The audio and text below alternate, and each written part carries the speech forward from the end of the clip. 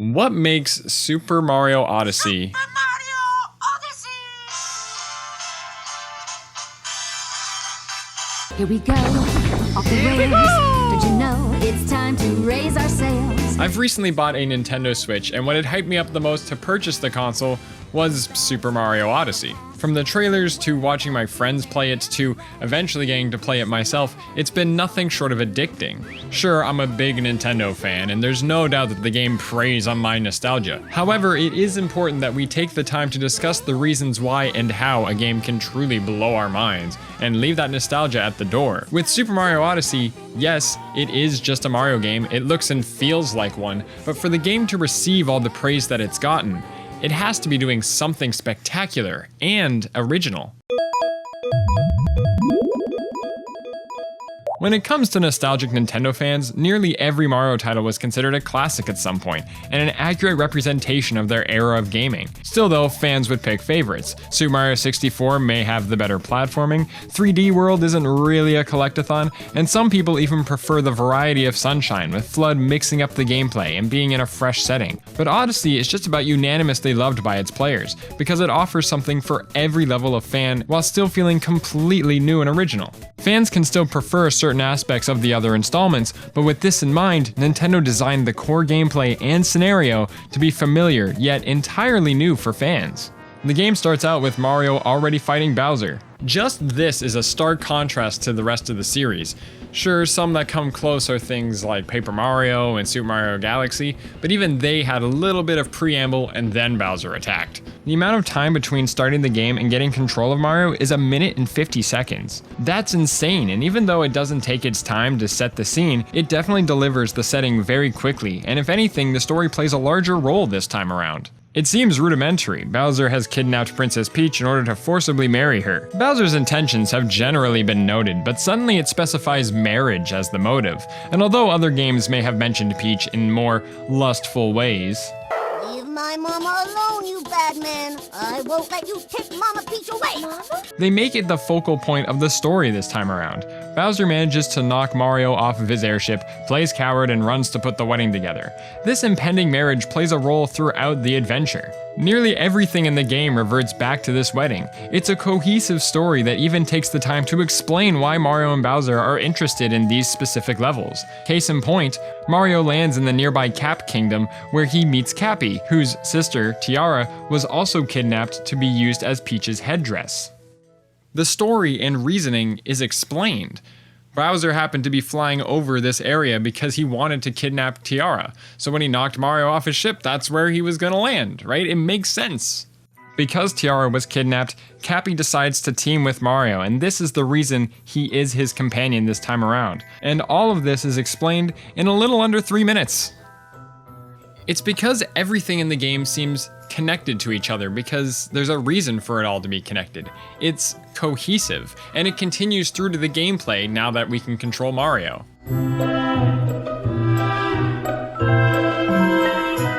As mentioned, Cappy is Mario's companion for this installment. As he transforms into Mario's signature hat, the team sets off to stop Bowser, and the game has properly begun at this point. Now, there's no denying that Cappy is ultimately a gimmick to the normal platforming gameplay, no different than FLUDD. However, Cappy offers a variety that at times has nothing to do with platforming, but yet adds so much, the platforming feels natural and expanded upon. Mario's moves are a mix of his past with some original tweaks. Namely, the long jump makes a return. Super Mario 64 may have had the perfect long jump feel because it had this burst of speed attached to it, and it flowed with the gameplay of naturally running and jumping. This added speed has returned, and now Mario even has a new animation to show he's being pushed faster than his top speed. Also, Mario is like cuter and more lovable in this game. His animations and expressions seem a lot more carefree and human. Mario also retains the back somersault, side somersault, triple jump, etc. All help him get that extra height, plus he can jump out of a ground pound for a similar jump. But the important returning move is the dive. In Super Mario 64, the dive was a cool move because it took away so much control, but had so many benefits. It's a super powerful speedrunning tool, and it can be used to defeat enemies when you're running through the gameplay. It had a lot of use. But it is the same in another aspect. They're both advanced techniques. Only the most dedicated players can learn how to master this tool effectively. The dive in this game isn't even easy to perform. The input is actually ZL and X or Y, since X or Y are reserved for Cappy, but we'll get to him in a moment. It's not an easy move to use on its own, as it can often push Mario too far, so its uses are limited because of its lack of precision. Even when making small jumps, it's a weird input. Pressing ZL also starts a ground pound, so it's risky. Then we add Cappy to the mix. Cappy serves the main role of being a projectile, but he adds many mix-ups to the platforming. Cappy can be held out in front of Mario and is the perfect distance away to be dived onto, and afterwards resets Mario's dive so he can use it again for even more distance. The distance players can get is insane, and look at the inputs you need to do. Jump, Y to throw Cappy, hold ZL and press and hold Y to dive and bounce, then ZL to Y again. Plus, during all of this, you have to make sure you're holding the joystick at the right angle, and depending on the camera angles and everything, it's very easy to mess up. That is a lot to remember, and the learning curve is totally there. It's hard to implement when you're under the heat of the moment, but by the later parts of the game, it will become second nature. But this isn't for every player to get good at, by the way. Many platforming sections are actually designed without this skill in mind. Take this section of the first level of the game. The plan is for Mario to hit these top hats to make them into platforms, but Mario can just as easily long jump and dive onto the same platform. This gives an easier but slower option for casual players, but a faster and more difficult way to make it for experts. It accommodates all kinds of players, but because it's riskier, no Mario elitist should look down on those who play the slower route. They know they're just showing off.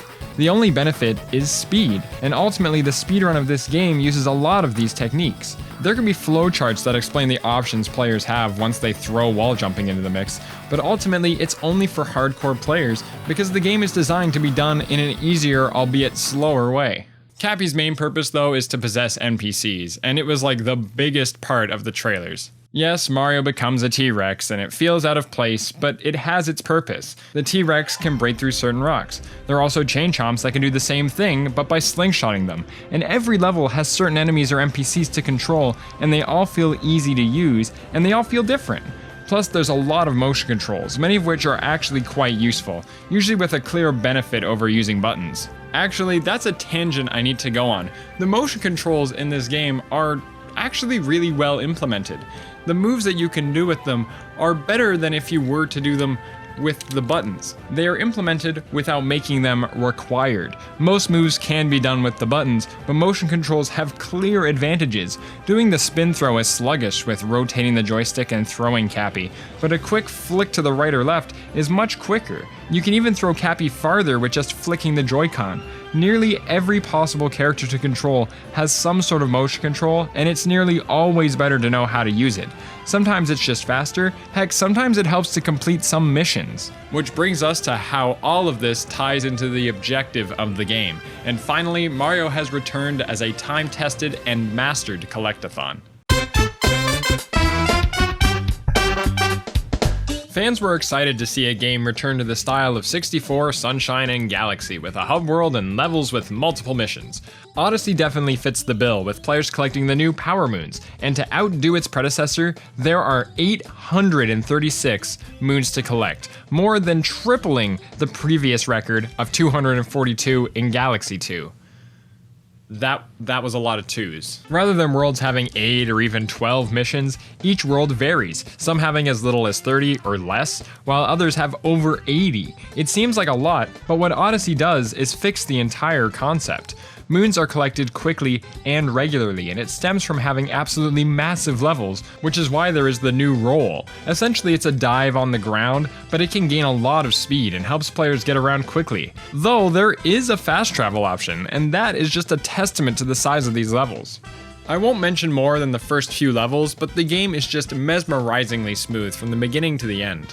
Moons can be found anywhere. Many are along the beaten path, while others are in really obscure areas. The game directs players towards story-driven missions, and that gives the game some progression and flow.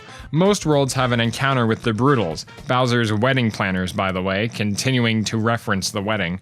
These and other story-driven missions are worth more moons, so there is a clear benefit to continuing the story. Even if players don't like to explore, they don't have to look that far to find challenging areas. Even during the early parts of the game will it give Mario areas where he dies instantly. It's almost like there's moons for every level of player. Players who like to explore, players who are good at skills, players who don't have a lot of skill. The game is playable for everyone. There is noticeable dedication to each kingdom's design and moon locations. As mentioned, some are obvious, but the difficult ones really make players think. There's a clear range in difficulty too. Some side paths lead to secret rooms, and even though the rooms will have a main mission or puzzle, there's usually a hidden moon in these rooms, and it takes some clever thinking or tricky maneuvering to get them, such as this one in Sand Kingdom. Inside the pyramid is a puzzle room where you can control a bullet bill to fly across these death pits. It seems easy enough, but let's just say you wanted to land on this rail right here for, just for fun, just to experiment. You can throw your hat, long jump, and dive onto it. It's not in that order, but anyway. And then if you get into this little crevice here, you get a moon. And you get a moon all because you had this thrill of exploration and you're actually pretty good at the platforming. Don't you feel proud of yourself? This leaves players just always on the hunt for moons. Heck, I would enter any room or area and instantly go, okay, they're probably gonna hide a moon around here somewhere, but where would that be? And 9 times out of 10, I was rewarded for thinking that way. They acknowledge that players can find areas that maybe weren't even difficult to find, but were just off the beaten path. You chose to explore. Here, have some change for your trouble. There are random places that just have coins, which is the smallest of rewards, but in this game they actually have importance, as Mario loses 10 coins when he dies, and they can be used to purchase more moons. Though at its core, it still brings some recurring mission archetypes. Much like the red coins and Shadow Mario races of the past, there is Captain Toad, who is hidden in a very obscure area of every level. It's a cute callback in 2 different ways. The music note missions are pretty cool, and the platforming challenges that take away Cappy just kind of show you how much you appreciate him. And even the 8-bit sections, which are neatly ingrained in the world, can have their own puzzles to solve. Just about every moon in the game feels perfectly placed. The easy ones help casuals and speedrunners cut down that time to be as fast as possible. Heck, the speedrun for any percent is like already an hour. But collecting all the moons is legitimately difficult and time consuming. There's a balance of variety, difficulty, and similarities that makes each and every world feel both unique to one another and yet understandable and cohesive as a full experience, all while accommodating all levels of skill. I played somewhere in the middle. I would collect extras than I needed just because if it seemed like an interesting area, there was probably a moon there. And if it was an area that really had me racking my brain, I was even more proud to find it. I mean, there's this one hidden room that I was in, and I had to find my way up to this platform, and I couldn't figure out how. I just knew that there would be a moon up there if I managed to get up there. And lo and behold, there was like this elevator thing that I didn't think about, and I used it to get up there. And I was proud to find it. Maybe someday I will collect all the moons just because I feel good finding them. Finding moons feels satisfying, and players can try to collect them all if that's how they prefer to play. What matters is each and every one is earned somehow, either through taking the time to explore or solving a hidden puzzle. Heck, if players are good with the controls, they can seemingly find them in unintended ways, which is rewarding in its own way. Within every world, so many characters can be possessed, and all their individual abilities can be used to find a lot of power moons, even super hidden ones. It makes even the placement of enemies a new kind of obstacle. They both exist to hurt Mario and can be the focal point of a mission, like the bullet bills. Every time I found a Goomba, I made a big stack of them and tried to find their girlfriend. It's another recurring mission. Also, love? It's another wedding reference, and Goombas would be in every world, they're Bowser's minions. When controlling a new character for the first time, it's easy to ponder and speculate about how these new tools can solve more puzzles around the level. Also, another quick tangent, Goombas probably have their best AI in this game, and it's totally weird. It's really subtle. All they do is run at you, as they always have. But they'll notice when Mario is knocked down, and they'll act surprised and run at him to push him off the ledge, even during invincibility frames. This literally terrified me. I was scared of a Goomba for the first time ever, I think. I was scared of a plain Goomba, and even he was all like, oh my god, now's my chance! This was really awesome.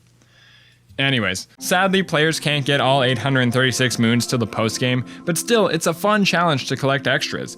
During the main story, if you happen to get intrigued by the many beautiful locales, even collecting coins is useful, either the regular or the purple level-specific ones, as they can unlock more moons. Plus, the classic and charming outfits feel like a fun reward for nostalgic fans. Mario just looks cute in all of them, doesn't he? This cute presentation also explains the Mario universe. The worlds are referred to as kingdoms, like the Mushroom Kingdom, all with their own characters and societies. It feels fleshed out and kind of explains how humans and all these other creatures commingle.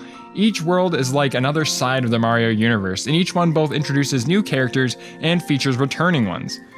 Playing through the game is a lovable adventure and really shows the lengths Bowser has gone to kidnap Peach and put together this wedding. Everything I mentioned, the balance of skill and requirements, the lovable worlds, cohesive story elements, all lead into the end of the game. Are you ready? Because spoilers ahead, it's time to talk about the end game. Fair warning to those of you who haven't played, this may affect your experience with the game. It proves beyond a shadow of a doubt that Nintendo not only makes great games, but understands their audience. It's definitely so amazing that maybe you'd rather play it yourself than listen to me explain it. Alright, here we go. Halfway into the adventure, Mario was confronted by Bowser on his way to the Metro Kingdom, the kingdom that all fans were excited to go to from the trailers, and it swerves you right there. The combat is fun, it even involves Cappy, and of course, satisfying motion controls, makes me want to punch Bowser, it's immersive. Also, the whole scenario of chasing Bowser throughout the game explains why Mario would face Bowser multiple times in the same game. Mario 64 just sort of did it. Even with winning, Bowser knocks the Odyssey off course and lands Mario in the Lost Kingdom, which is a special world due to its broken feel. It breaks all conventions previously learned throughout the adventure, as moons are hidden in rather obscene or otherwise forgettable places. It speaks volumes on Nintendo's understanding of level design, as just the paradigm shift that goes into this level is by no means simple compared to the rest of the game. Also, after the Lost Kingdom, all the worlds follow a quicker, almost structured design with more set pieces. There are usually 4 main things to do, and then the main mission is pretty linear. Metro Kingdom has 4 musicians leading to the sewers, and then the awesome and nostalgic celebration scene. Then the Ice Kingdom has 4 rooms to unlock, Beach Kingdom has 4 cannons to open, and Boss, and is noticeably structured, but it helps make getting to the end of the game a bit smoother. Once Mario is able to head to Bowser Kingdom, he is again swerved by a dragon and sent crashing down into the Ruined Kingdom. Again, this world breaks all conventions, albeit in different ways. The world only contains 5 moons, one of which is a multi-moon from the boss of the world, the Ruined Dragon, also known as the Lord of Lightning. Aesthetically, this is such a shift from what any player would have expected from a Mario game. And does it fit? Not really, not at all even, but I think that's the point. This gothic setting, something akin to Dark Souls, is a sudden shift from the colorful norm of the Mario world. It shocks players, making it a memorable location, and it seriously looks awesome. So I weirdly accept how Nintendo implemented the scenario of cartoony Mario fighting a hyper-realistic dragon. Anyways, finally we've made it to Bowser's Kingdom, which is an interesting place. Ultimately, it plays as any other world, though it's quite linear in design, making it easy to avoid sidetracking, but doesn't stop players. Typical late game fare, Mario refaces all the Broodals again, they even combine and surprise Mario with a mech, and right before Mario gets to Bowser, he flees again, and this time he's headed to the moon, the site of the wedding. This world has a beautiful eeriness to it. It's a quiet, desolate world with many platforming challenges. The world also has lower gravity, which is the level's gimmick, and for fans, it kind of feels like Galaxy in a way. Match this with the wedding bells in the distance, and it may make players want to run to save Peach. There's no moon requirement here. Mario just needs to stop this wedding. To get to the wedding hall, players need to enter the moon, and inside the moon is a very fitting challenge run with a lot of cool characters to possess. But finally, Mario makes it to the wedding, and we get a new moment for the Mario franchise. Mario runs in on a wedding in order to save the princess. It's cliche, yes, but new to the series. Matrimony is a big deal, and even without speaking, Mario's emotive face and the church organ blaring captures that emotional tension. Plus, the scenery contains all the stuff that Bowser had been collecting throughout the story. Mario and Bowser clash in a rematch of the previous fight, with Mario taking over Bowser's boxing hat, and with updates and more difficult patterns, Mario defeats Bowser. But then they find a new problem on their hands. The area is collapsing. And there's only one thing we can do. Control Bowser. When Mario takes control, and considering the emotional scene we just left, it's led players to this moment. Mario controlling Bowser with Peach strapped over their shoulder. It's a touching moment for the franchise. Not only showing Mario's goodwill, saving Bowser from certain death, and his commitment to save Peach, it also lets the fans appreciate Bowser because maybe they couldn't escape without him, and even Peach is totally cool being carried by him, and cheers as they fight to escape. The scene itself is a crumbling mess, and controlling Bowser has always been a fresh experience, using raw power to destroy everything in sight. There's even room for speedrunning opportunities involved in this segment. Bowser's flame attack can break blocks at a distance and has a very long range. Oh, and he can still triple jump. The room ends with this pesky roadblock, leaving players to frantically claw for their lives, no matter how fast they're playing. All this is paired with this punk rock triumphant song that has lyrics, and it just fits. Like, we know Sonic used to do that. Sonic would have like a final battle with some really kick-ass music. But now Mario has proven that they can do it too, and it's totally cool. Listen to this. That is literally Bowser's music from Super Mario 64. It's like, it's time for us to love Bowser for 5 minutes. Like, it's so cool. It's nothing too difficult either, but geez, it makes me tear up in joy. And the music plays right through to the ending of the game. After the four narrowly escape, Cappy and Tiara are reunited, and Mario finally has the courage to make a move on Peach. But then Bowser butts in, and then the two of them both try to win Peach's heart with flowers, and it's really adorable. You know, we never really get to see this side of the Mario characters. Bowser is still hellbent on being with Peach, but he really just wants love, literally just trying to offer a bouquet to win her heart. And Mario, although having never explicitly been seen winning the girl, finally makes a point to try and win her affection. This is then added to when Peach blows them both off, and if anything, it gives a weird closure to Mario fans and expresses the human side of these characters. This is why fans have learned to love the Mario universe for so many years, because these characters are capable of these emotions and tell an exhilarating story with as few words as possible. Bowser and Mario have both been vying for Peach's attention. Bowser usually goes for aggressive means, but he never physically harms Peach, just traps her. It's easy to see him as a tough guy, but he's also just a scaredy cat with a lot of power. However, he does get fed up and decides to fight Mario one-on-one at times, and sure, he doesn't win, but he's trying so hard to just find happiness with his princess. It's not moral, but he has a clear set of motives and an honest love for Peach. I mean, he's been kidnapping the same girl for over 30 years. Mario, being a good person, wants to be the White Knight, and despite having saved Peach many times, all he ever gets is a kiss, which to someone who has a huge crush, this would be enough to make it worthwhile and keep him on the hook. It explains Mario and Peach's dynamic too, and makes their fateful love almost nostalgic in a way. Mario would do anything for Peach, and Peach respects Mario and what he does, but she is the princess of a kingdom. She has work to do and doesn't have time for love.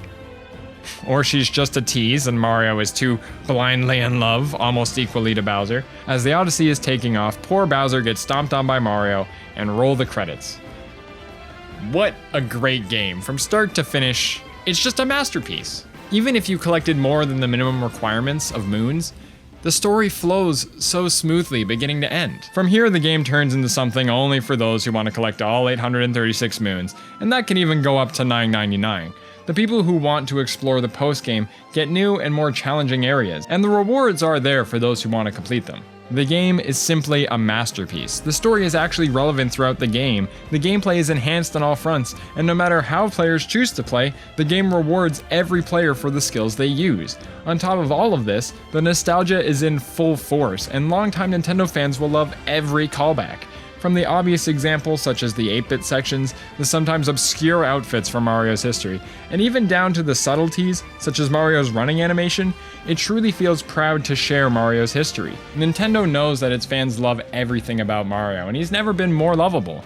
finally building and showing their expressive and emotional side, no other Mario game quite feels as cohesive in nearly every facet as Super Mario Odyssey. If you're a Nintendo fan, it's totally worth the purchase of a Nintendo Switch. And if you're not a Nintendo fan, give this game a shot. It might make you a Nintendo fan. It presents a truly mastered understanding of game design mechanics, and if someone can't appreciate that, they are robbing themselves of a quality experience, and no review score can tell you that. Although, I will say, I can't help but feel like something's missing. Anyways, thanks for watching.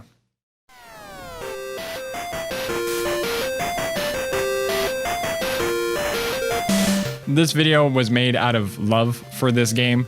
I could not want to play Mario Odyssey enough, and I can't thank you all for watching this video from beginning to end. You guys are friggin' awesome. You watch this video and it's amazing, and I'm trying to find the right style as a YouTuber, and I feel like I'm just really trying to tap into my emotions that came to me while I was playing this game. So, I mean, if you like this video, feel free to hit the like button. It really means a lot. It does help me out with the way the YouTube algorithm works. And feel free to click on any of these videos that have popped up at some point.